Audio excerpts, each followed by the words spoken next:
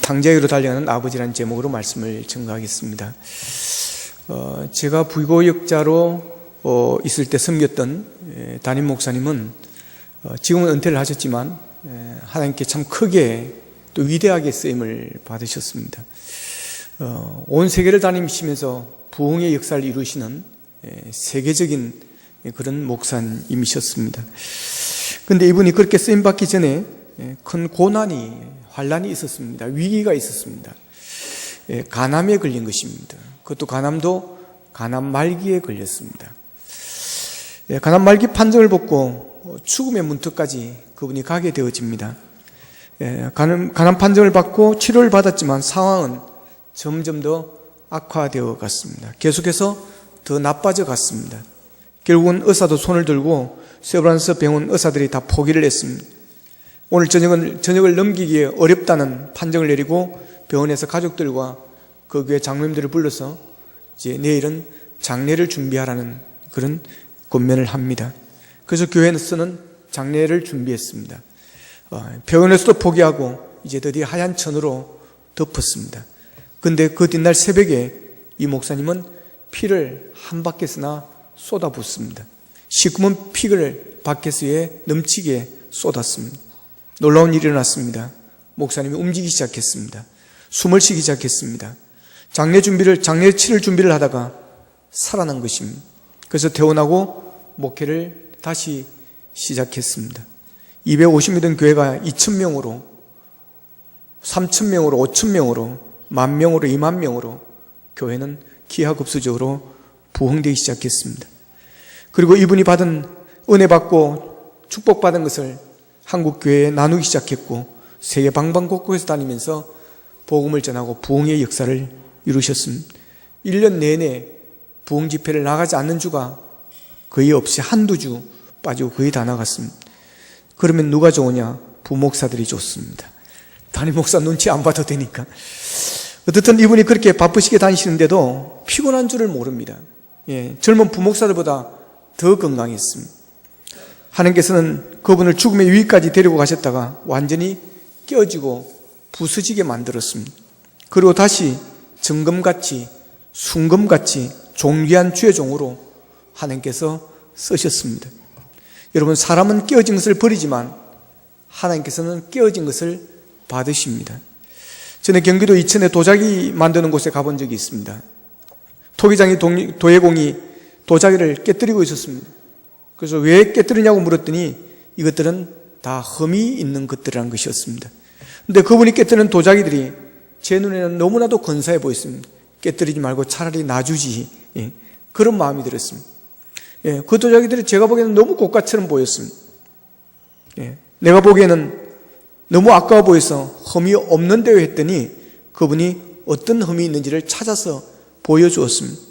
그러나 그 정도 흠이라고 버린다면 너무 아깝다는 생각이 들었습니다. 그랬더니 한 말이 다시 만들면 됩니다 그랬습니다. 그러면서 다 깨뜨렸습니다. 다시 깨뜨려서 정성을 다해서 다시 만들고 새로 굽는 것입니다. 흠이 없는 도자기로 다시 그러면 변신하게 되어집니다. 흠이 있지만 토기장의 손에 깨뜨려졌을 때 다시 새롭게 완전한 도자기로, 고가의 도자기로 거듭났습니다. 깨어진 아픔이 있지만 나중에는 새롭게 더 좋은 흠 없는 도자기로 변화되었습니다. 흠 있는 도자기가 깨어지기 싫다고 그대로 있게 되어지면 흠이 있는 싸구려 도자기로 팔려나가게 되어집니다. 그러나 깨어져서 새롭게 되면 고가의 도자기로 변신하게 되어지는 것입니다. 이게 깨어짐의 축복인 것입니다. 하나님께서 죄인을 귀하게 쓰시려고 할 때는 반드시 깨뜨리는 과정을 거치게 되어집니다. 성경에 나오는 인물들 중에 하나님께 위대하게 쓰임받고 존귀하게 쓰임받는 그런 사람들을 보면 모두가 다 철저하게 깨어지는 과정이 있었습니다. 이 과정이 없이 하나님 앞에 존귀하게 쓰임받은 사람은 한 사람도 없습니다. 모세는 애국의 왕자로 있다가 하루아침에 도망자로 바뀌게 되어집니다. 그는 40년 동안을 광야에서 양을 치는 목동으로 살아가게 되어집니다. 왕자가 그렇게 된 것입니다. 모세는 광야에서 철저히 깨어지는 과정을 거칩니다. 그리고 이스라엘의 위대한 지도자가 되어지는 겁니다. 야곱도 철저히 깨어지는 과정을 겪습니다. 야곱은 20년 동안 외삼촌 라반의 집에 살면서 결혼도 하고 자식도 낳고 재산도 많이 모았습니다. 그럼에도 불구하고 야곱에게는 고향으로 돌아가고 싶은 마음이 항상 있었습니다. 하지만 한 가지 걱정이 있습니다. 고향에는 20년 전에 자기가 속여먹은 형 에서가 버젓이 살아있기 때문입니다. 야곱이 에서의 장자권을 빼앗았기 때문에 형제이긴 하지만 형제 관계지만 원수 관계였던 것입니다. 야곱이 에서의 장자권을 빼앗았기 때문에 에서는 칼을 갈고 있었던 것입니다. 야곱은 어떻게 해야 형의 마음을 누그러뜨릴 수 있을까를 고민합니다. 그러다 방법을 찾아내고 자신이 모은 재산을 세 때로 나눠서 형들에게 보냅니다. 왜 세 때로 나눠 보냈을까요? 에서가 400명이 되는 군사를 거느리고 온다는 이 야곱을 기다리고 있다는 그 두려움 때문에 그런 것입니다. 그런데도 불안한 야곱은 후에 아내와 자식들마저 다 보냈습니다. 이제 남은 것은 혼자였습니다. 바로 그때 하나님께서는 야곱과 씨름하십니다. 야곱은 이 씨름에서 환도뼈가 부러지는, 자신의 몸이 이제 장애가 되어지는 그런 경험을 하게 되지만 이 씨름을 통해서 철저히 자기 자신이 깨어지는 경험을 하게 됩니다. 그러고 나서 야곱이 하나님께 위대하게 쓰임받는 일꾼이 되어집니다. 시편 51편 17절에 보면 다윗이 범죄하여 나단이 찾아갔을 때 그는 그럽니다. 상하고 통회하는 마음을 주께서 멸시하지 아니하신다고 그랬습니다. 하나님께서는 상하고 마음이 깨어지고 통회하는 심령의 제사를 받으신다는 것입니다. 중요한 것은 상한 심령이며 깨어지는 마음입니다. 그럴 때 하나님 앞에서 깨어지고 낮아지는 것이 제사가 되고 하나님께서 받으시는 것입니다. 로마서 11장 1절에 너희 몸을 하나님이 기뻐하시는 거룩한 산 제물로 드리라는 말씀처럼 하나님은 우리 자신이 단 위에 드러지기를 원하고 있습니다. 자기 자신이 제물이 되어 깨어지고 드러지는 것이 통회하는 영혼의 제사로서 하나님께서 원하시는 것이라는 겁니다. 오늘 본문의 탕자는 완전히 깨어지고 부서져서 돌아옵니다. 이렇게 완전히 부서지고 깨어진 탕자를 아버지는 즐거워하고 기뻐 맞아주고 있다는 사실입니다. 그래서 큰아들은 분노하는 것입니다. 어떻게 이런 탕자가 돌아왔는데 살찐 송아지를 잡아서 잔치를 벌이느냐는 것입니다. 그런데도 아버지는 큰아들의 말을 무시하고 잔치를 진행합니다. 보면 32절을 보십시오. 이 내 동생은 죽었다가 살아났으며 내가 잃었다가 얻었기로 우리가 즐거워하고 기뻐하는 것이 마땅하니라 그럽니다. 우리가 기뻐하고 즐거워하는 것이 마땅하다는 것입니다. 큰 아들로서는 이해할 수가 없는 일입니다. 우리도 이해할 수가 없습니다. 본문 29절을 보면 아버지께 대답하여 이르되 내가 여러 해 아버지를 섬겨 명을 어김이 없거늘 내게는 염소 새끼라도 주어 나와 내 벗으로 즐기게 하신 일이 없었더라고 그럽니다. 왜 하나님께서는 큰아들보다 탕자에게 이렇게 더 호하시는 것입니까? 왜 그런 것입니까? 그 이유는 바로 깨어짐의 중요성을 이 아버지는 아시기 때문에 그렇습니다. 큰아들의 말을 들으면서 아버지가 하고 싶은 말이 있었을 것입니다. 여기서는 표현하지 않지만 그게 무엇일까요? 너도 좀 깨어져야 봐야 돼.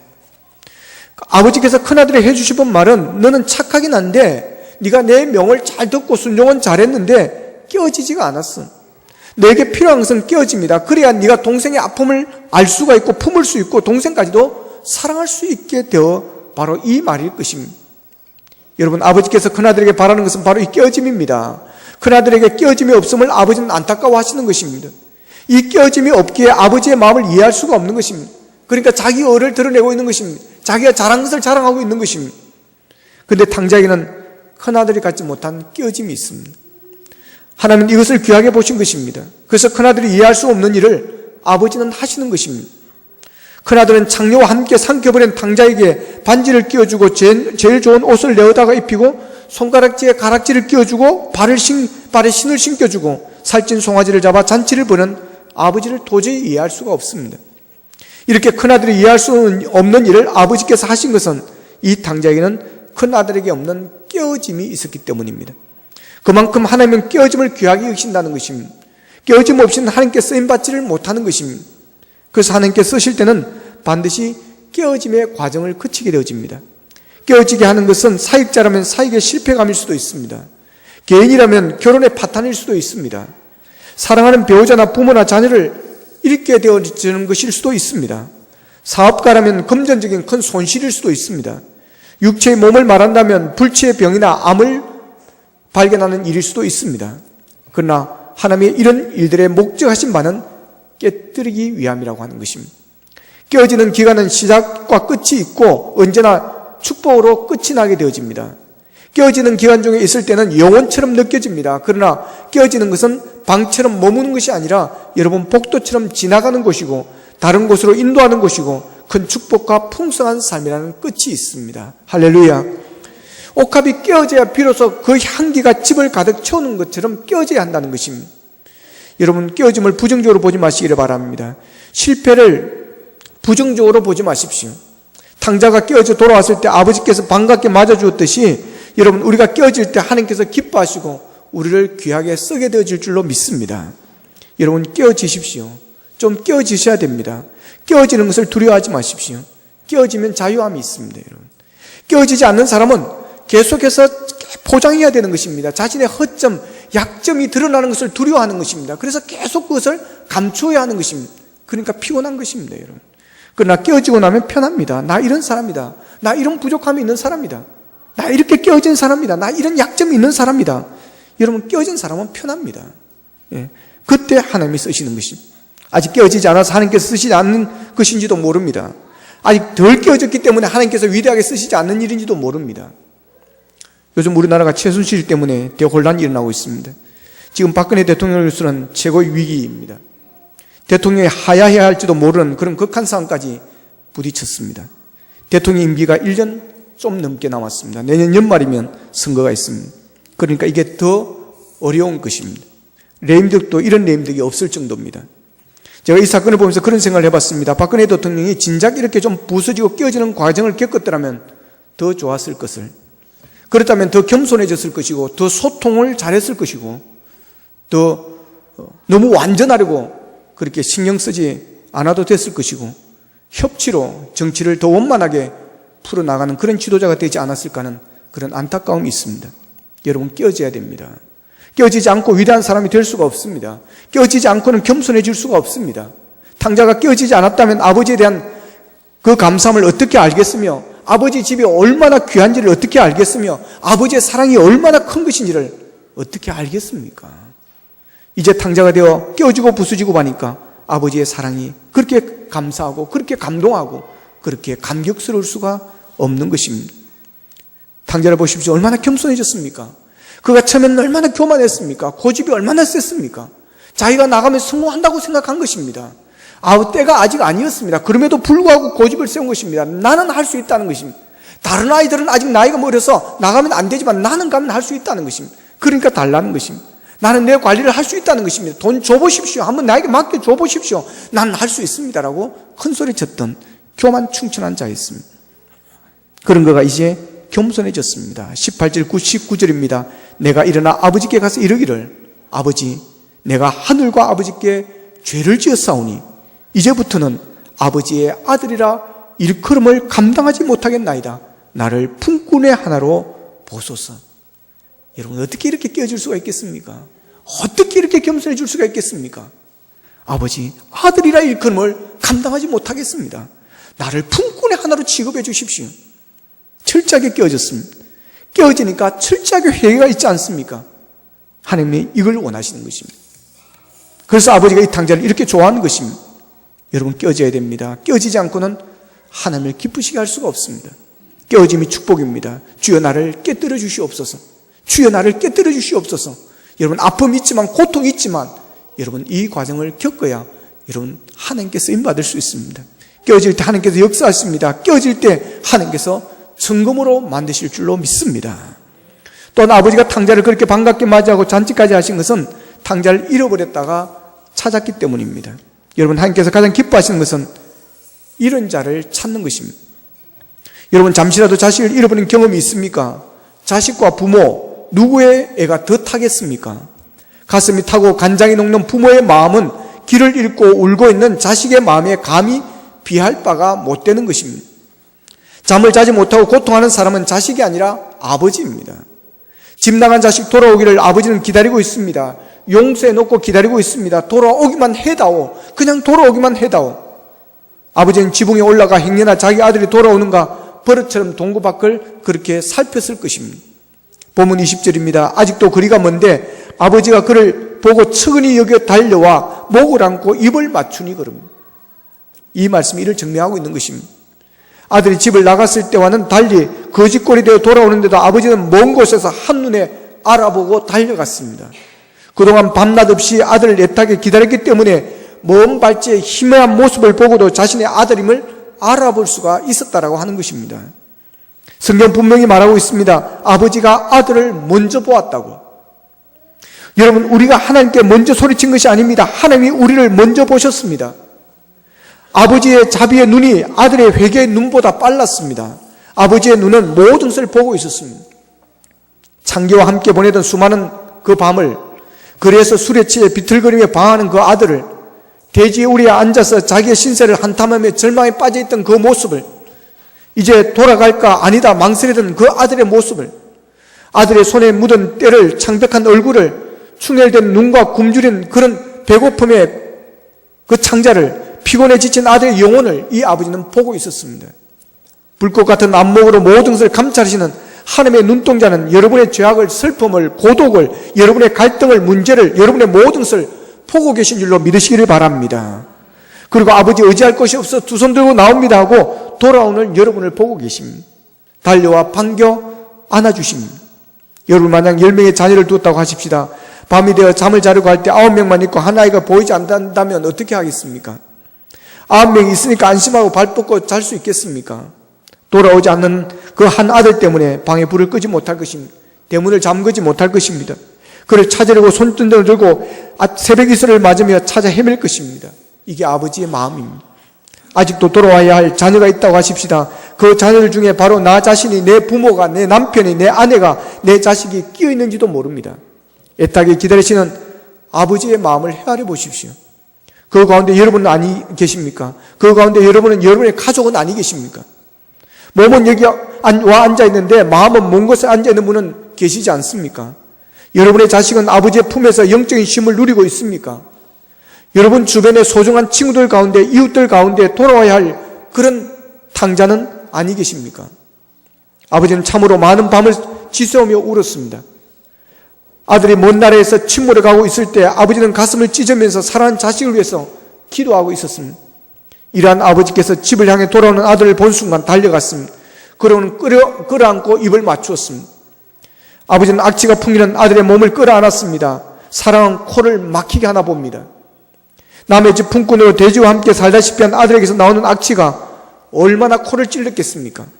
그러나 아버지는 개의치 않고 아들을 품에 안고 입을 맞춘, 아버지는 아들에게 나무라는 말 한마디를 하지 않았습니다. 야 이놈아, 어디서 뭘 하고 이제 돌아오냐?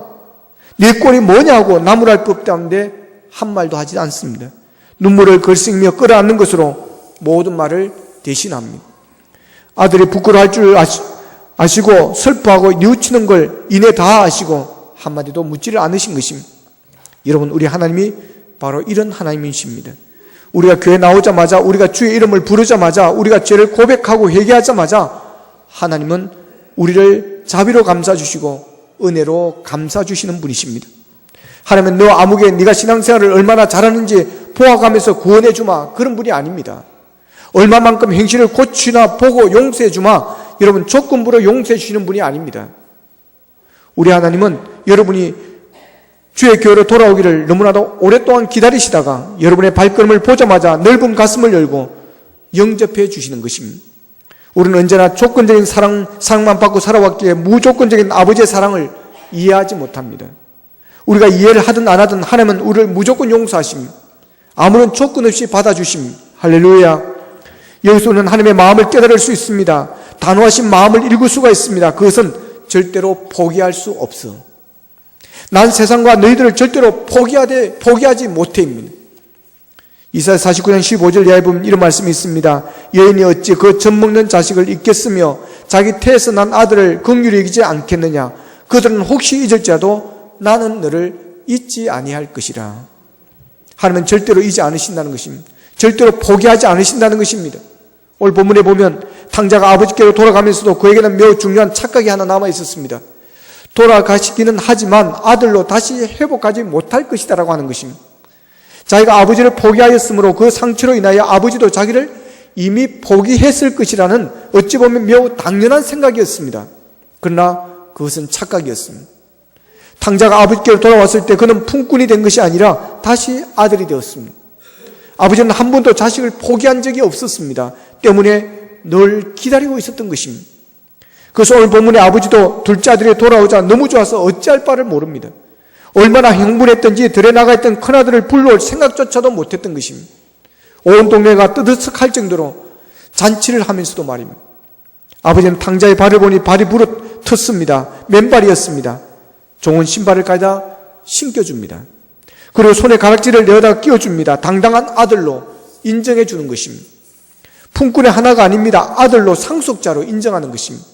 그리고 옷을 갈아입히고 살찐 송아지를 잡아 후한 잔치를 베풉니다. 온 이웃들이 기뻐합니다. 하늘에서는 천군 천사들이 기뻐하며 찬양합니다. 한 영혼이 예수 믿고 구원받아도 하나님이 이처럼 기뻐하신다면 다음 주 우리가 해피데이를 통해서 많은 예비신자들이 돌아온다면 하나님이 얼마나 기뻐하시겠습니까? 여러분 기대가 되지 않습니까? 우리 하나님이 얼마나 기뻐하시겠어요? 천국에서는 한바탕 난리가 날 것입니다. 하늘 성도들과 천군 천사들을 불러 모아 하나님이 외치고 다니실 것입니다. 하나님이 가장 기뻐하시는 일이 전도라면 사탄이 가장 싫어하고 억울한 일이 전도일 것입니다. 지옥에서는 사탄이 통곡할 것이요 하늘에서는 하나님이 기뻐 춤추시는 일들이 일어나게 될 줄로 믿습니다.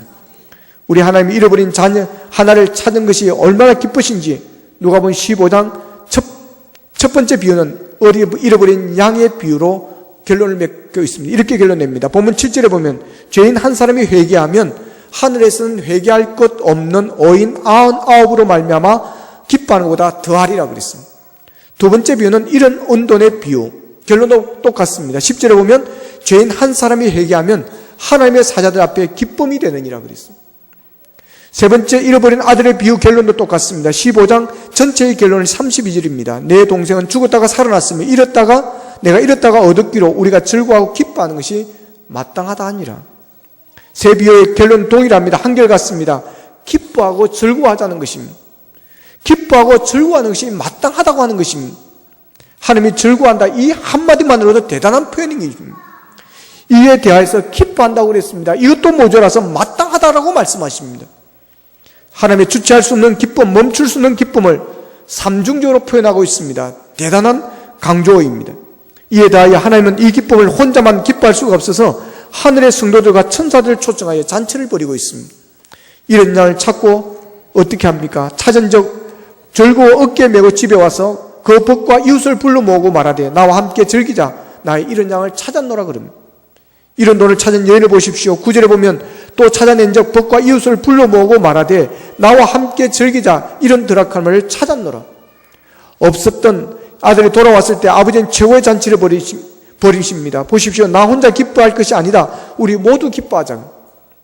여기서 공통점이 있습니다. 그분의 기쁨은 모든 사람들과 함께 기뻐하고 함께 즐거워한다고 하는 것입니다.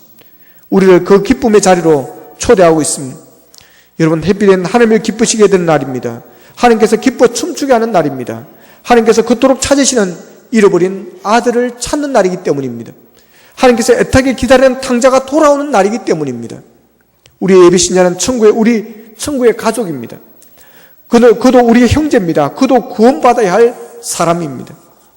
우리가 이 땅에 살아가는 동안 가장 중요한 일이 하나님의 가족을 사랑하는 것이고 우리의 예비신자를 하나님의 품으로 인도하는 것입니다. 복음주도를 그래서 위대한 명령이라고 하는 것입니다. 복음주는 하나님의 가족, 하나님의 자녀들에게만 맡기신 사명입니다. 천사도 흠모하겠네. 여러분 이게 복음전도입니다.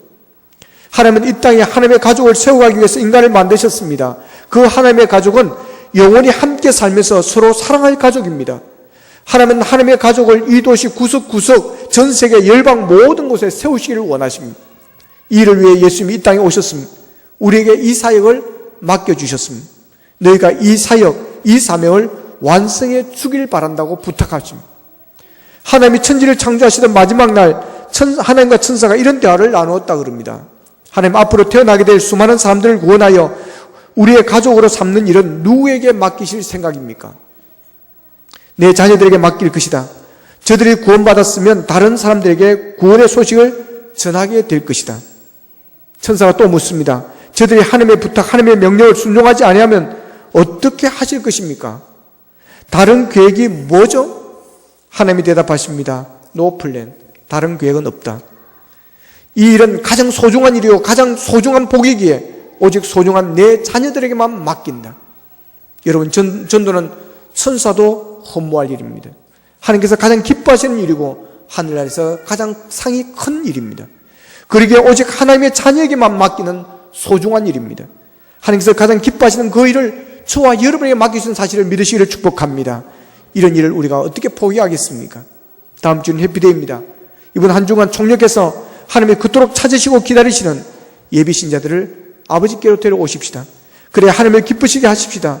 하나님께서 춤추게 하십시다. 잔치에는 손님이 많아야 됩니다. 다음 주에는 많은 예비신자가 초대되어지기를 기도합니다. 주님은 강건하여 내 집을 채우라고 그러셨습니다. 많은 예비신자를 초청하십시다. 그래 모든 사람들과 함께 더불어 하나님의 기쁨, 구원의 기쁨을 함께 나눌 수 있기를 주님의 이름으로 축원합니다. 기도드리겠습니다.